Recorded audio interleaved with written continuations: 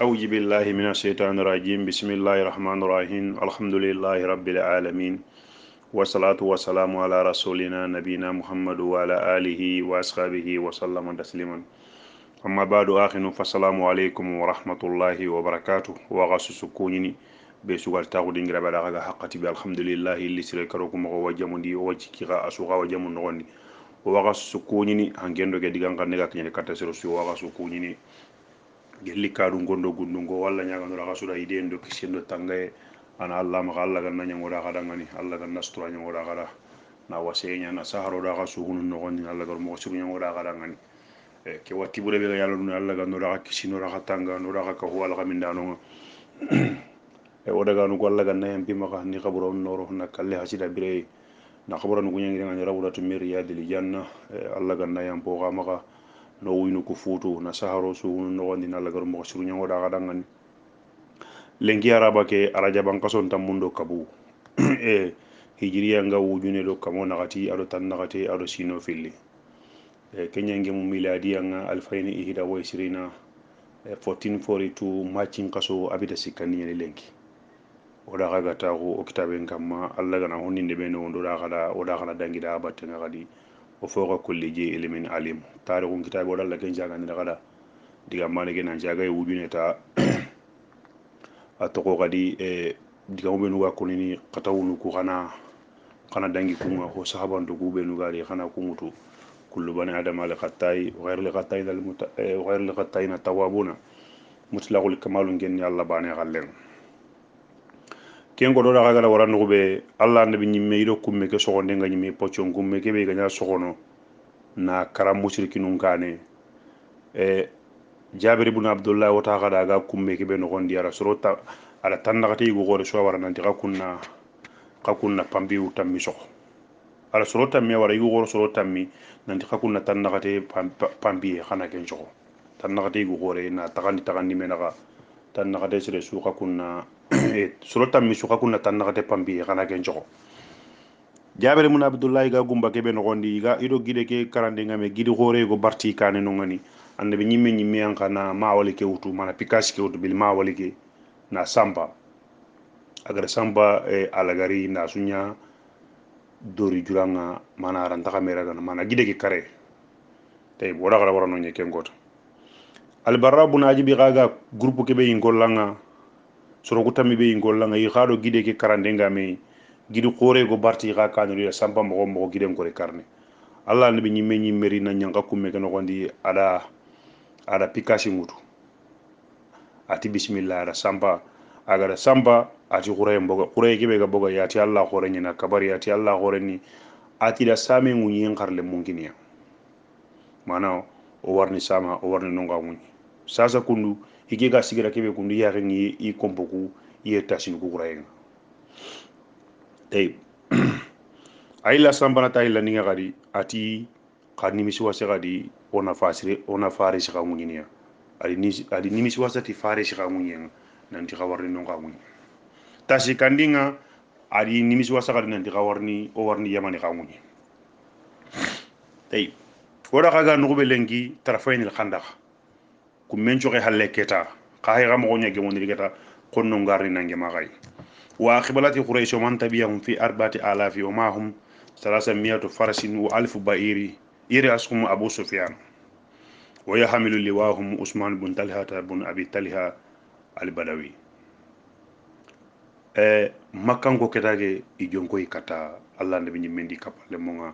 nanti sase ke hondaga annabi nyimmendi kapalle monju ataki madina no gonde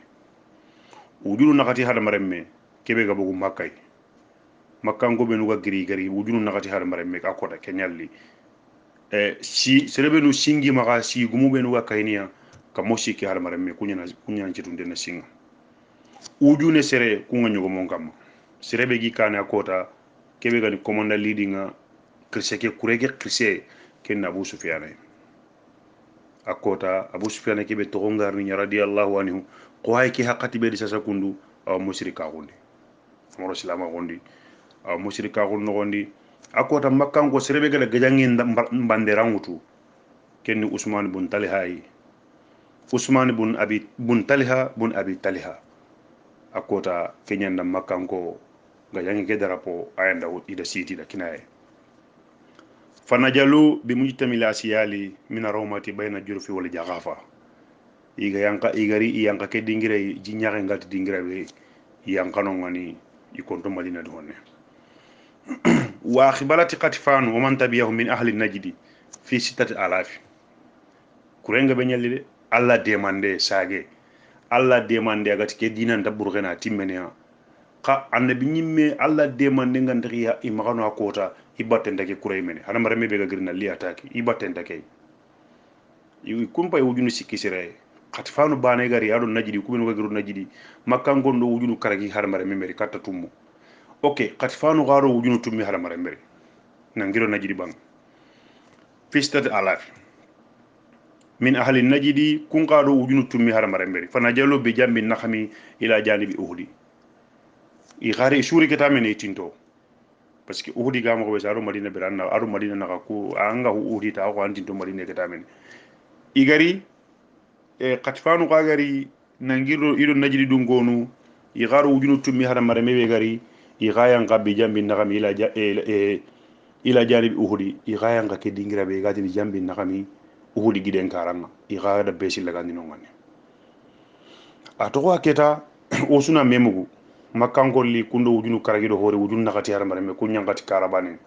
qatifanu gado najidi kun qari ido wujunu tummi har marame juri kata nan tinto memu kemba yana ga kam maketa ongiri pu ondaga guji kamma oga golle burebe de barni wona da bari wa kana hajihi alghudum jesu ke kurhore kenya ila aswar li madinati bi bala'in sadidun mukhifan jiddan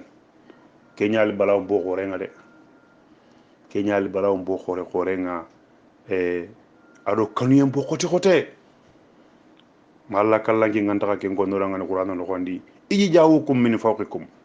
biram be ga girdo ka kammu bangi nalle kembay qatifano girdo kammu bangi wa min asfal minkum ado girdo wureda bangi makanko girdo ka wureda bangi ko girdo ka bangi do uptown nga ko girdo downtown nga na me nyaakay wajaqat al absaru ya qon ci waqulu qala nakita kanu yelli ya qen ci waqulu qala na kanu yelli parce que ko kurebe ga jongo ya alla demande nga ma ka hoysu alla ga moyida su ino sunya mana no ngani ini sagon kitano ya yi gasa gonga ni kebe nande be nyimme ndo madina ke na destroy harsel ngem magatere madina no kondi alla madunge yi jaxati la busaro balagati al qulub al hanajira kembire sonno mencu kinye mama nyembe ngem mare mencu sonno men kinye keta asukam wata jununa billahi jununa kembire jikembo gabe nga similati allah mana jikembo gabe jikiburembo gabe wasimmana kata allah adi annabi nyimme nga hunalika donon diga misenga be nga konini koronguru honunati koronta daga kitabo daga wodo makkankonna wodo abus penu ndiga mo wodi lingo mi wasagene kubenu gari o batenda ke kurey diga misenga bo yoqa allah ati nondo no nyani ida mu'minu ko yidi jarabi ni yonko wo jili jala sadida yonko en bo kote ko ay ala jabu ayanga ken gonno mobe fasabbata Allahu almu'minina kama qala ta'ala Allah la mu'minu kuraga ni sabatindi na mu'minun sabatindi nanti kala ide nga kayna kay walamma ra almu'minuna ala hajabu qalu haja ma wa'adana Allahu wa rasuluhu wa sadaqa Allahu wa rasuluhu ma jarahum illa imanan wa tasliman al hajabu bana ne ken gon birambe mu'minu ngara kuru gore ngari iti kay mi mani alla gara idande kibe kono dangani ken jama hayke kundu oga jama gore kibe oga destroy ni ken jama gore ya gari nande longoy kundu ken jama gore mu'minun ku ara kunce batindi ama kunjidi hohoy kan dalli mana ganga ku aro dankana ku aro kisiye ka munafiqinun ku nga walla jina fi khulu kubenu munafiqa ku nga tendo sikando hilla ka pengi sonno mun nogondi kunti ma wadana Allahu wa rasuluhu illa ghurura Allah di farenke mo kunyina ho o ganta marseta o kuga mo be lengi ga jambonu ndoma ga o military gaben ndoma ga ke military bakke be gari wujunu tamido hillo wallahi be gam bungo kenga wujunu tamido ho kam masire o kura wa gemme kenga debe muman hibe mbungo debe muman chui o ya harundo yugundo le munu chuna kome kure kibe gari mbungo muman o kura wage mekenga diga man dalo ga jangana be ko mo ga jangana magabo alla di farenke moñina hohoy ganta marse diga metay ne kenya kono dangane Allah nabi ñimmenga sallallahu alayhi wa sallam wa istaghlafa rasul ala ibn maktum abdullah ibn ummi maktumi keni hinginte ñan nabi ñimmende ke wara naña lidi nga madina ngondangani nanti gumba daga bi hayde bakka annabi ñimmendo yugo woron ci boketa nan daga saxu konnon kane kambalum ada ibn ummi maktumi ada wutu na wara wolwe si annabi gane bakka wake go walla awake go walli place nga ga daga no taybo hokke ngodo nya hadise murun datu ke dama hadise ke asa andini ay digam hoye ke jandre parce que qur'an ri no ngani ay abasa wata walla nja wule ama ma yidrika la allah yeja ka weja kor fanam fa hujikira taybo ay ke yankara ya batten tay iti ande bi nyimme ni wolu wesa igo ke ganara ta qur'an nati antal laji atabani rabbi mbero ke digam ngatu ma sa andini iti ande bi nyara gana nay ngollan chumbu annamu ku angeñeni sire ngalla ga doxi ngado sire be batten taxu keta ana annabi ñimmen na taxuran kene ana tan taxu yo annabi ñimmen ñi wolu sagane daga na awa ke tokko madine na ñakhi senga keñe lawli ngumi ngato daga ni wajaja ama hinginte ngali mama ko daga na tey wajala ala yagarunda barikata wajala ni se wajarare fi atami yagarube nu gano na role mina mbucunu ili wutu ili segendi kompon kam parce que muskila be ga makango maga maksadu be ga makango maga kulli ata leri bana no gondi 2 minutes leri no gondi wala ki bana no gondi na madina destroy kubenu ga kala ina sukari kubenu ga sidiri na kunci didi ndaga bo ina yelle na regi hajum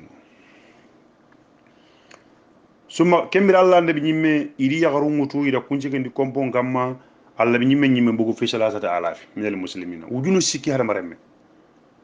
nabi nyimme ndo kenya hay bakka nan daga wujunu tammido ho hada maremme nan daga kenga taki tay fajalu juhurahum ila jabal saliin tahassuna bihum wal khandaqa bainahu wa bainal kuffar annabi nyimme ngari asembe jabal sani jabal sali asembe ke jabal sali wosuda ke khibaren kara riyadu salihin an nogondi gangunda nan ngari aga kabu du maliki aga ni misi wasana nyanti Allah yampi maka asike ke gidi akamana kabu gangu jabal sani Allah gara ni misi wasa leti tauba aya tauba aya nogondi aya nawtu min nagati laqad taba Allahu ala nabi wal muhajirin wal ansari الذين تبعهم في سعد الأسرة من بعد ما كاد يجيء غلوب فريق منهم ثم تاب عليهم إنهم بهم رؤوف رحيم وعلى ثلاثة الذين خلفوا حتى إذا ضاقت عليهم الأرض بما رحبت وضاقت عليهم أنفسهم وجنوا الله ملجأ من الله إلا إليه ثم تاب عليهم ليتوبوا إن الله هو التواب الرحيم متمن در حقوتي مو نياغنتاي تيو kembere geda annabi nyim alla kallange likan garin jago mu'minun ngati ya ayyuhal ladina amanu kunu ya ayyuhal ladina amanu taqullaha kunu ma sadiqin kakana Allah khanya tonko nano kakahi tonko nano kabun maliki walla subhanahu wa ta'ala gara ko nyi ke suliri ke nyi nyagore ke suliri tiya ka tonko nyanda na hana bagandi ke porlo be no ni malla garri yamba makakun ake gareni ho anga simananga kono no be wanda hanan bay to qalino nye o kusuda ke ngari haro kubenu ga ke jamal lagare no gondi ange ngara ga no be angana kinye kotu house no ko angana tan nan ne li wonda na garengo awa gaba ngaba am bay tokko ke njaladi gun kangana tongu ke ko iga tirin tiri mo ko mo gari anga sigi tongu ke kam alla demande nga anga ga kisinia o kuda ke ngabe ye banda nyemene anga de gana no tikundu kanga sigi tongu ke kam mara suret alla demande anga ga baka ambaka kabul maliki sere gabari akota nabi nyimme ngagari tabuki kajange ndagari tanyere do ho sere kenyali ni na lojurungo tanyere do ho sere akota kenyali kata fare nga misidendi iga madaga kiani ati kira gari iga tawon nabi nyimme njongure iga gilli dingiranga na likata fare nga maksadu be gi ma iga nari ko soron jugara bogotay mo be gana bogotay kay gari iga tawon nabi nyimme ngure palani do gare suga nyi ngolla ni mo ngura suy frank annabi tanya kam magati ho way madagata pukki sundinga aga kenga hetunga madagata parce que ati kenga jangi gatelle ke ni mo gonjire ni ganyene nango dari ga jangu tukui ko yi madagata hike kanida halle soyge te annabi ken jabal sani be garo maka killengilo ne annabi nyimmeli ado mu ado ikapalle mo isembe ken jabal saniya isembe ken balle kembire na kenya tangaroy ido honno naka kembire khandaka ke kummeke baynahu baynal kufari sasa keta ikunga sembe jabal sani ga bugu madina ga ridde ben kam ballunga isembe jabal sali bo ido mushrikinu guna ka keta kumme ke bane haydo mushrikinu na ya ga ngame kumme ke bane kote haydo mena tayib birambe nga mushrikinu nga tengu isuga yang kanu be keta ku yang ga abu sufyan di kurenga yang kanu be jinguran ke bangenga katifanu gare kun ka yang ga uhudi giden karanga isu tengu keta wata haye wata qaddamu nahwal madinati isu do memu keta nanti ke lerin konti qorosun daga wona menyi madine ono golle ndabari karama wonyille falamma iqtarabu min almuslimina fuji'u bi khandaqa arida yahulu bainahu wa bainal muslimina igari birabe mana ijigiri ko iji ken kose igari ida khandaqa ngari ido muslimu mena kana idiri ikundiran dengar no be rikun ko rei ido mushrikinu e ido sil Allah ndabe nyi mendi kapalle monnaga mushrikinu le kummege iranta dangin kembire fa bahatu kayam boma iji ken kose abu sufyanati tilka makidatu ma araftu hal arab ati ke kundu ke palani be kundu ke kumme be gara ke soko kundu arabe nyani mo isuna no nyi meka mano nyi arabe nyani ati arabunda ke palani to intero serzo do ke palani gari parce que tawe gajan gabedi itawe idi ka gajan dingira gabe o ma kona gara joppandira nanti salman al farisi radiyallahu anhu aya warayni ke nanti na kummen joko o kuni tunkalle mo nyawol wesi gajan ngana rini o inyamar dina ina de benju yoroti khandakan de be ngana o gona de benju yoroti khandakan nga kembre sa to ko sedi ndembane a to ko sedi ndembane keta serata nda wurnu nan dangi khandaka ke sigu meranta bontenay bo ho kaga yanga kumme gano ko ina lulampa kan kumende ina garne a to ko kembane aya warayni nanti na khandaka jo iwa ko no ko lawol ngume nganna ko no fili kaymaka ida qallu terndi kaymaka khibare idi islaman ni farsina ka aya arayni kaymaka khay nanti na ina bagale lembe jakrim boto wakramakumullah ina gusi baka ina kutu na nyago gammo go na rondan kitten no gondi angana dalla ga jana mo horendo ka handa gamali nan kitten agana dalla ga de ga ngana nyima na bosi ni bakka de gadi anna sagundi jinde no gondi anda sahi gadi ga ngana gira na ronde gadi ida wara ni gen gay abu sufyanati ati arabu manyi ke golletu arabun da ketu kembere keta yirage keta yeduruna hawlahu fi ta'isin wa khadabin yatlibuna nuqtatu yaburuna minha walimuslimuna yarsuquhum bin nabli iri keta mushrikinu kuri keta ido yori ndenga me keta iga butumbu ino gondi mana ibutembu ido yori ndenga me iga katunu bote kitana mogobe iga katunu bote kitana mogobe nan dangi katam annabi nyimmendi i kapalle mo karabanen silamini guka ho suganati wadangini kumme kay tammenya nan cegandin parce que ho ganati nyanka kumme ke no gondi ndanga kata silamini guy inan cedi ndi bunnangi nga inan botuno tay c'est ma har sereganta katunu nan tindiya mogobe walla nan dangi kumme kay aw min ihalati turabi o binay tariqi alayhim mushrikin gura kesu trai kona islamin gura dore ke soko igra jaba igra sedi heddo halle mushrikin kutinto kona dori jaba de gena saga kumme geno gondi nangatu kille ndabarni nandangi khairan dara barni ankin do dore jaba de gena me ngati nan kille bakke mburu kandangi tammenga ciagandi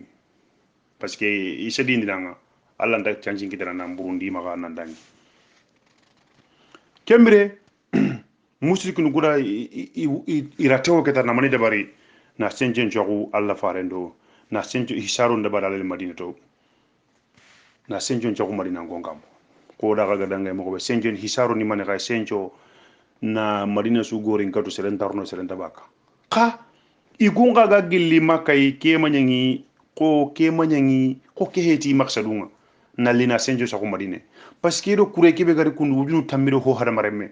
kani dispensive ngabenye ma biraro ngabenye ni kama katun isaru ndabar ni debe ngamba mo be anda hisaru la wanyana na kasu karage tummi gawono ngani karawanyana kaso arawanyana bido tammi arawanyana kaso hilla arawanyana kaso sikki kesu kureke hataji bire mo sire nya kanyi no ngani kendi maka ikun ka maksadun betkin ikun maksadun ni ko da kaga da komore anay ki bane no gondi leer no gondi ina katu golle ke suda barni ina yille na daga tay kembere keta i planning ga hitike nga nanti ntago ina hisaru dabari kamma ina man khada barni keta subhanallah awrana tagoni ayre yakun ida mani dabari kiye muma keta inyi baka keta kiye ke muma no gondi iga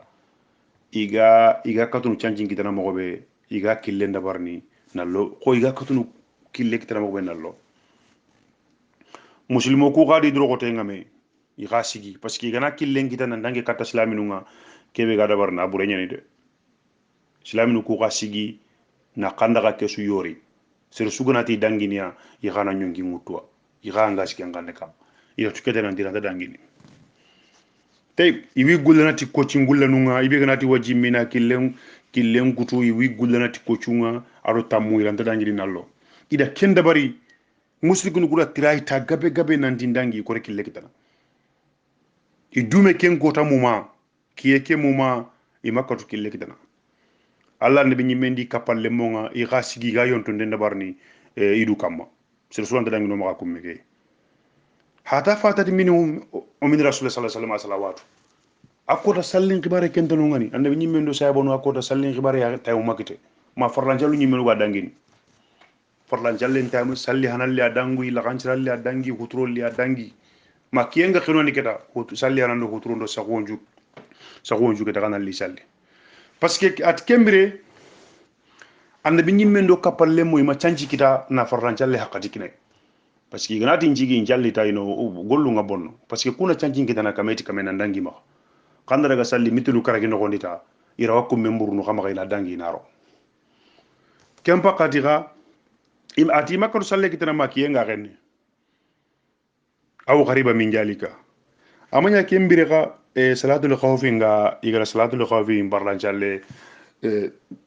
ko salatul khawfi jalle mayanka kembire ko ni jalle ko alla ga ken kono tawba bana ne ken gondi fayja kunta fihum fa khamtu lahum salata wala taqufu taifatu mak jamaay gona ka hangi ngando kunna sigi kana salli jamaay gona sigi kunna honno krosi parce que ina kiana tana kaga liga mungunu kaga janyo kununga kaga na harati kaga na mungudo kaga janyo kununga ina guyi kaka maguyi tabani ina ganyama tawba yanga ken gono rangan kembre kenga ya mayanga nanti farla wona kanuyen challe mayanga kembre annabi nyimmendi sabo ol jali ka kenya annabi nyimmendi sabo no farlan challu ku nakati sumi su tamunga dangini ma rollo hallani ga risu kawme ni su salli kembre tay awa gelli kotanu yogonudi gelli khandaka ke kotanunga nafaru min fursan lil mushrikin fihum amr bun abdul uddi wa ikramatu bun abi jahali ودلال بن خطاب وغيرهم فقصدوا مكان ضيق من الخندق gelli mushriki nuku si magalle mogudi nongani amur bun uddi keni sira jambaru horeni mushriki nyani kafir kote akendo ikrimata abu jahal reme ikrima oga ki hakati be da ga mushrika gunda ga to kolli ka radiyallahu anhu oga ki hakati be da ga mushrika gundi aro daral bun khattabu umar bun khattabu agni nike aga waka ni mushrikinu aro kundranu kuwa nyino ngona kota makkango jambaru be nuga nyino ngani kura trai na kumen ku kunda trai men nandangi khandaka ke nandangi islamin kuma ka khandaka ke na dunyi islamin nga wakebe irikati anongan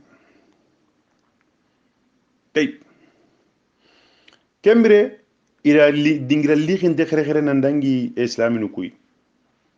ni sagata iga dingira kebe kembere ado jabal sani mana ikundangi nanginya islami nun karanga kitata diga mende hondale dangani kembere ali ibn abi talib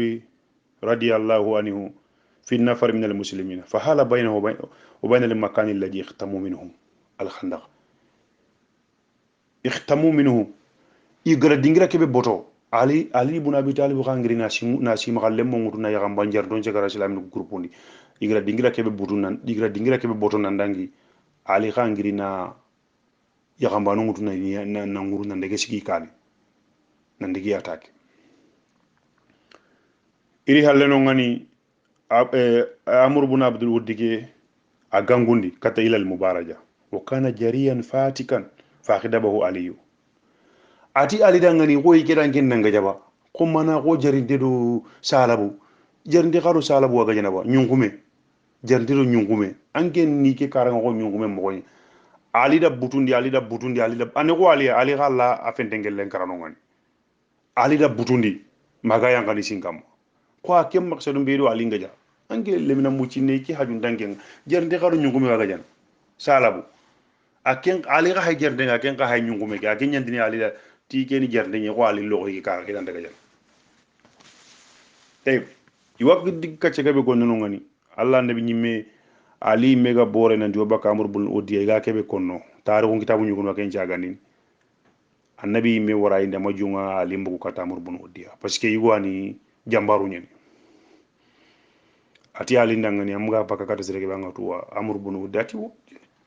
ali da attaque ko benjigi malagaron gada ya ga yimme gantakiya dagarunga ikunda sima mala ali kariya kay turonga ali kabari khanen no gondi ani igara to kembira nan di ali da kari kutuku be nuga no ngani krimanu igara ware ali gada kari allah subhanahu wa ta'ala kha khanda gollo kun chondo mo isuru iwuru ilen because ali gada ken karibani ikunjo kondenna kenya ali gada karibani ikunguru ilen iwuru ilen won hajal baquna wala mula ko wa girganya kon alla la kawni lison do munga iwuru ilen hada taraka ikrimata buna bi jale ke ngurno ngani maga munguni diga janyo ko nyimenu aga do gajanyo ko benu minu ga daga igama ga magi to ko sakano na ngur daga was nawfal ibn abdullah wa sakata nawfal ibn abdullah ke nawfal ibn abdullah kundu ana musrikinu nyida ken kanu kumme ga no gondi wurege no gondi musrikinu aken kanu kumme ga a khenu kumme ga no gondi muslimon da kari ura kuna gara ho ga yanka kumme ga no gondi angana tanga segene alla ndaka canji kidan nan jege islamin kuma angana tanga segene tay gana lulankarna a kenjege aga kumme ga no gondi aga tini nyanga aga tini jege ida kari ken dingira no gondi karo ku hillisu gajanga kallana be ga kite musrikun no ngani ida sorota mikari kenga taki bucine no gondi kuga katu kumme ke kutun nandangi ni na islamin kunyi karabane ke islamin gura sorota me kari de ke nguce no gondi ke nguce de bebe ga dangi i gara sorotu mikari gelli islamin no gondi ila sorotu mikari islamin no gondi akota madina tunkallen gore go no ngoni sadi bun maju tamenda kenchuha idan genche dindo no gondi kubinu katu dangini na nankinye mushrikinu nankinye islaminu ku iti karabane ke idan genche dindo no gondi da tammenge mu sadi bunu maju ara alla nyaga nanti alla na itogo akumana ko alla ni birandi ke watte dangi halle gella ganani kadi gajangi nga togo odo kureshi gangonna aganani kureshi gajangi hoga togay an alla kallange na sahakiniya in katuina kinga jangi kutte ina nyama gella ganani alla gada gajangi nyemo do kureshi gangonna gajangi nga nyeme asu ida alla nyaga ke watte ana nyangi dangani seydum burago ada alla nyaga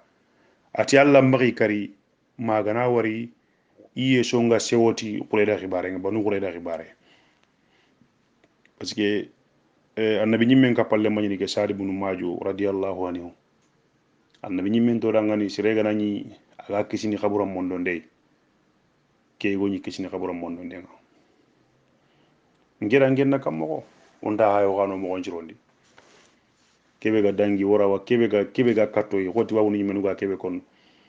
you're not gonna fix the one is pass but you have 100% chance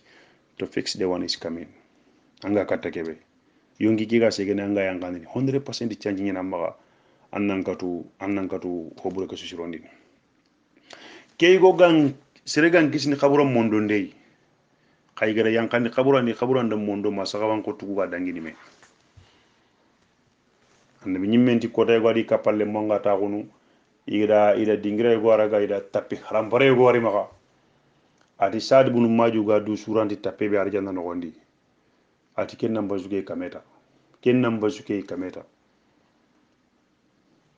ati alla gana nya gella gara gajangen jigindo do khuro sigan gonna ga ana golle ganyen gidan ani sayi e goina ina seydum burakon kete ken gondi gelli alla magi kari magani ya ken qura en go ya qura da khibare no gondi taymum baragonoy oda harni katta banu qurayday ko gara kuna gara mo be udunu tammido ho hada mare meli nan dilli anda mi mendo ikapalle mo ngata ki madina no gondi o gara madina kuna gara ken godo gara misale gara mo be loy la ndanya na karo ko sui man na ngiro simali ke bangenye tay na ngiro karabane ke masala ko gati misira gara na ngiro sidoli na li banu qurayda wono ngani sasa alla nabi mendo ya gambanu ju bore wasaka gunne no gondi banu qurayda kagara kebe de bari nandi lahidu tapoli do billo do bigo odinaga ida lahidu ke buriya na kilengi ni konnonga nanti kharokati yakundire mo ngakanu ndali na bu ida golle buranda barde kenyi nan nabi nyimme nga selleti kam makota be ida kamo siki go gore xanne ngutu na kamo nyeri ha igo gore da kenya xanne ngutu na en to kata gumbang ati ikuna le mambay ke sari bunu majo ay madina tungal len gore ko honi madina ko ani madina ngonga iya honi madina ati alla magi kari magani ya ken qura en ko ya khara du ara do wunya do wati ken gondi ko yimma kara mi ya ken nan qura banu qura da khibare no gondi kebe ga nyani ida tapoli ndo billo din kutido alla nabi nyimme annabi nyimme na chancin gini madi musrikinunga nanti kharokati yaqundira mo oda kawa girna kenga alla gana taxeta nabe koy سبحانك اللهم وبحمدك لا إله إلا أنت نستغفره وأتوب إليك سبحان ربك رب العزة عما يصفون وسلام على المرسلين الحمد لله رب العالمين والسلام عليكم ورحمة الله وبركاته